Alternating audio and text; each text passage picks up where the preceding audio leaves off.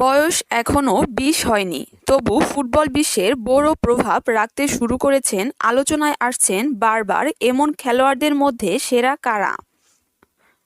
১ নম্বর নামটা নির্দ্বিধায় বলা যায়, কারণ সে নামটা সবার পরিচিত, লামিনে ইয়ামাল। তবে এ মুহূর্তে বিশ্ব ফুটবলে সেরা টিনেজারদের মধ্যে সেরা ৫-এ ইয়ামালের সঙ্গে আর কারা আছেন? উত্তর জানতে সম্পূর্ণ ভিডিওটি কন্টিনিউ করুন। সুইজারল্যান্ড ভিত্তিক গবেষণা প্রতিষ্ঠান সিআইইএস ফুটবল অবজারভেটরির সর্বশেষ প্রতিবেদনে ২০০ টিএনএইচ ফুটবলারদের একটি র্যাঙ্কিং করা হয়েছে। এই র্যাঙ্কিংয়ে ১ নম্বরে আছেন ১৮ বছর বয়সী স্প্যানিশ উইঙ্গার বিস্ময় বালক লামিনে ইয়ামাল। তার রেটিং পয়েন্ট ৯৭.৭।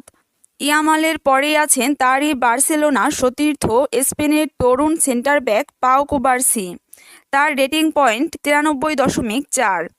৩ নম্বরে পিএসজির ফরাসি মিডফিল্ডার ওয়ারেন জায়ের এমেরি। তার রেটিং ৮৭.৮।